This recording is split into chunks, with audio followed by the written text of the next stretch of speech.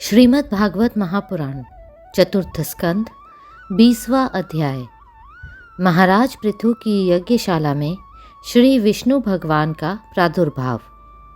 श्री मैत्रेय जी कहते हैं, विदुर जी, महाराज पृथु के 99 यज्ञों से यज्ञ भोक्ता यज्ञेश्वर भगवान विष्णु को भी बड़ा संतोष हुआ। उन्होंने इंद्र के सहित वहाँ उपस्थित होकर उनसे कहा। श्री भगवान ने कहा, राजन, इंद्र ने तुम्हारे 100 अश्वमेघ पूरे करने के संकल्प में विघ्न डाला है। अब ये तुमसे क्षमा चाहते हैं, तुम इन्हें क्षमा कर दो। नरदेव, जो श्रेष्ठ मानव साधु और सद्बुद्धि संपन्न होते हैं, वे दूसरे जीवों से द्रोह नहीं करते, क्योंकि यह शरीर ही आत्मा नहीं है। यदि तुम जैसे लोग भी मेरी माया से मोहित हो जाए तो समझना चाहिए कि बहुत दिनों तक की हुई ज्ञानी जनों की सेवा से केवल श्रम ही हाथ लगा। ज्ञानवान पुरुष इस शरीर को अविद्या, वासना और कर्मों का ही पुतला समझकर इसमें आसक्त नहीं होता। इस प्रकार जो इस शरीर में ही आसक्त नहीं है, वह विवेकी पुरुष इससे उत्पन्न हुए घर, पुत्र और धन आदि में भी किस प्रकार ममता रख सकता है। यह आत्मा एक, शुद्ध, स्वयं प्रकाश, निर्गुण, गुणों का आश्रय स्थान, सर्वव्यापक, आवरण शून्य, सबका साक्षी एवं अन्य आत्मा से रहित है, अतएव शरीर से भिन्न है। जो पुरुष इस देह स्थित आत्मा को इस प्रकार शरीर से भिन्न जानता है, वह प्रकृति से संबंध रखते हुए भी उसके गुणों से लिप्त नहीं होता, क्योंकि उसकी स्थिति मुझ परमात्मा में रहती है।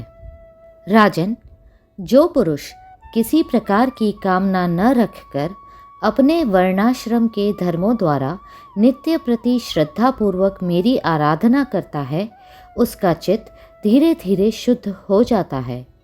चित्त शुद्ध होने पर उसका विषयों से संबंध नहीं रहता तथा उसे तत्व ज्ञान की प्राप्ति हो जाती है। फिर तो वह मेरी समता रूप स्थिति को प्राप्त हो जाता है। यही परम शांति, ब्रह्म अथवा कैवल्य है।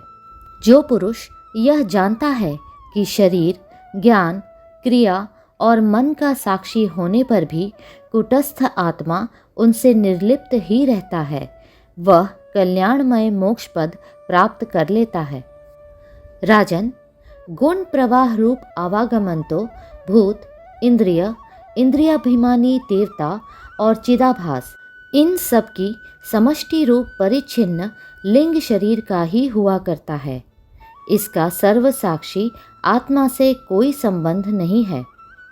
मुझ में दृढ़ अनुराग रखने वाले बुद्धिमान पुरुष संपत्ति और विपत्ति प्राप्त होने पर कभी हर्ष, शोक आदि विकारों के वशीभूत नहीं होते।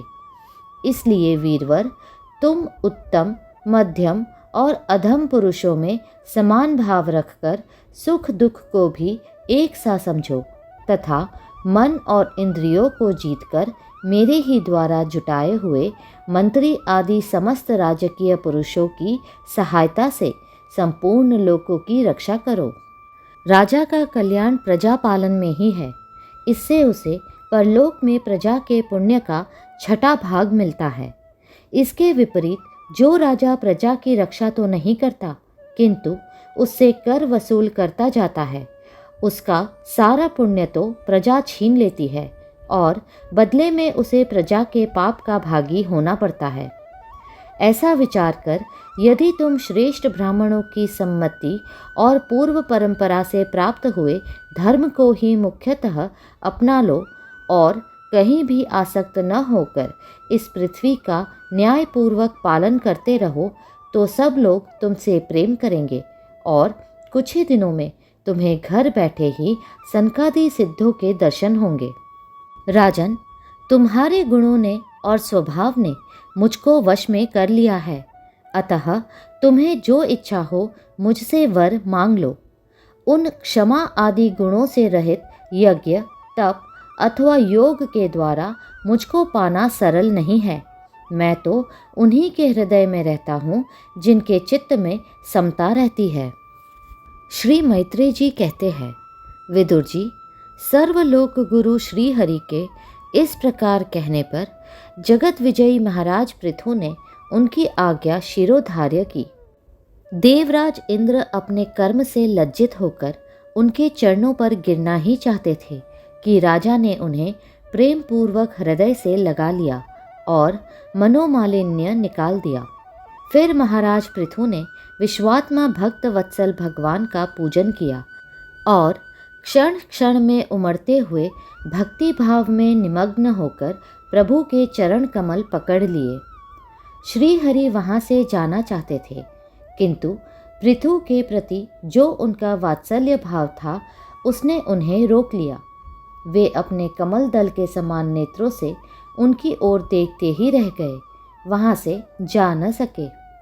आदिराज महाराज पृथु भी नेत्रों में जल भर आने के कारण न तो भगवान का दर्शन ही कर सके और न तो कंठ गदगद हो जाने से कुछ बोल ही सके।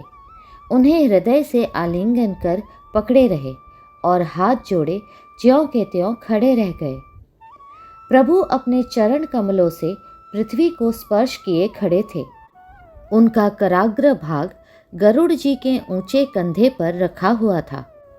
महाराज पृथु नेत्रों के आंसू पोंछकर अतृप्त दृष्टि से उनकी ओर देखते हुए इस प्रकार कहने लगे। महाराज पृथु बोले, मोक्षपति प्रभु, आप वर देने वाले ब्रह्म आदि देवताओं को भी वर देने में समर्थ है। कोई भी बुद्धिमान पुरुष आपसे देहाभिमानियों के भोगने योग्य विषयों को कैसे मांग सकता है? वे तो नारकी जीवों को भी मिलते ही है। अतः मैं इन तुच्छ विषयों को आपसे नहीं मांगता। मुझे तो उस मोक्ष पद की भी इच्छा नहीं है जिसमें महापुरुषों के हृदय से उनके मुख द्वारा निकला हुआ आपके चरण कमलों का मकरंद नहीं है, जहाँ आपकी कीर्ति कथा सुनने का सुख नहीं मिलता। इसलिए मेरी तो यही प्रार्थना है कि आप मुझे 10,000 कान दे दीजिए, जिनसे मैं आपके लीला गुणों को सुनता ही रहूं। पुण्य कीर्ति प्रभु, आपके चरण कमल मकरंद रूपी अमृत कणों को लेकर महापुरुषों के मुख से जो वायु निकलती है, उसी में इतनी शक्ति होती है कि वह तत्व को भूले हुए हम कुयोगियों को पुनः तत्व ज्ञान करा देती है। अतएव हमें दूसरे वरों की कोई आवश्यकता नहीं है। सत्संग में आपके मंगलमय सुयश को देववश एक बार भी सुन लेने पर कोई पशु बुद्धि पुरुष भले ही तृप्त हो जाए, गुणग्राही उसे कैसे छोड़ सकता है? सब प्रकार के पुरुषार्थों की सिद्धि के लिए स्वयं लक्ष्मी जी भी आपके सुयश को सुनना चाहती है। अब लक्ष्मी जी के समान मैं भी अत्यंत उत्सुकता से आप सर्वगुण धाम पुरुषोत्तम की सेवा ही करना चाहता हूँ, किंतु ऐसा न हो कि एक ही पति की सेवा प्राप्त करने की होड़ होने के कारण आपके चरणों में ही मन को एकाग्र करने वाले हम दोनों में कलह छिड़ जाए। जगदीश्वर, जग जननी लक्ष्मी जी के हृदय में मेरे प्रति विरोध भाव होने की संभावना तो है ही, क्योंकि जिस आपके सेवा कार्य में उनका अनुराग है उसी के लिए मैं भी लालायित हूँ। किंतु आप दीनों पर दया करते हैं, उनके तुच्छ कर्मों को भी बहुत करके मानते हैं। इसलिए मुझे आशा है कि हमारे झगड़े में भी आप मेरा ही पक्ष लेंगे। आप तो अपने स्वरूप में ही रमण करते हैं, आपको भला लक्ष्मी जी से भी क्या लेना है? इसी से निष्काम महात्मा ज्ञान हो जाने के बाद भी आपका भजन करते हैं। आप में माया के कार्य अहंकार आदि का सर्वथा अभाव है। भगवन, मुझे तो आपके चरण कमलों का निरंतर चिंतन करने के सिवा सत्पुरुषों का कोई और प्रयोजन ही नहीं जान पड़ता। मैं भी बिना किसी इच्छा के आपका भजन करता हूँ। आपने जो मुझसे कहा कि वर मांग, सो आपकी इस वाणी का तो मैं संसार को मोह में डालने वाली ही मानता हूँ। यही क्या, आपकी वेद रूपा वाणी ने भी तो जगत को बांध रखा है। यदि उस वेद वाणी रूप रस्सी से लोग बंधे न होते तो वे मोहवश सकाम कर्म क्यों करते। प्रभो, आपकी माया से ही मनुष्य अपने वास्तविक स्वरूप आपसे विमुख होकर अज्ञानवश अन्य स्त्री पुत्र आदि की इच्छा करता है। फिर भी जिस प्रकार पिता पुत्र की प्रार्थना की अपेक्षा न रखकर अपने आप ही पुत्र का कल्याण करता है, उसी प्रकार आप भी हमारी इच्छा की अपेक्षा न करके हमारे हित के लिए स्वयं ही प्रयत्न करें। श्री मैत्रेय जी कहते हैं, आदिराज पृथु के इस प्रकार स्तुति करने पर सर्वसाक्षी श्री हरि ने उनसे कहा, राजन, तुम्हारी मुझ में भक्ति हो। बड़े सौभाग्य की बात है कि तुम्हारा चित्त इस प्रकार मुझ में लगा हुआ है। ऐसा होने पर तो पुरुष सहज में ही मेरी उस माया को पार कर लेता है, जिसको छोड़ना या जिसके बंधन से छूटना अत्यंत कठिन है। अब तुम सावधानी से मेरी आज्ञा का पालन करते रहो। प्रजापालक नरेश, जो पुरुष मेरी आज्ञा का पालन करता है उसका सर्वत्र मंगल होता है। श्री मैत्रेय जी कहते हैं, विदुर जी, इस प्रकार भगवान ने राजर्षि पृथु के सारगर्भित वचनों का आदर किया। फिर पृथु ने उनकी पूजा की और प्रभु उन पर सब प्रकार कृपा कर वहाँ से चलने को तैयार हुए। महाराज पृथु ने वहाँ जो देवता, ऋषि, पितर, गंधर्व, सिद्ध, चारण, नाग, किन्नर, अप्सरा, मनुष्य और पक्षी आदि अनेक प्रकार के प्राणी एवं भगवान के पार्षद आए थे, उन सभी का भगवत बुद्धि से भक्तिपूर्वक वाणी और धन के द्वारा हाथ जोड़कर पूजन किया। इसके बाद वे सब अपने अपने स्थानों को चले गए। भगवान अच्युत भी राजा पृथु एवं उनके पुरोहितों का चित्त चुराते हुए अपने धाम को सिधारे। तदनंतर अपना स्वरूप दिखाकर अंतर्धान हुए अव्यक्त स्वरूप देवादिदेव भगवान को नमस्कार करके राजा पृथु भी अपनी राजधानी में चले आए। अगला अध्याय शीघ्र ही साझा होगा। कृपया करके लाइक, सब्सक्राइब और शेयर करें।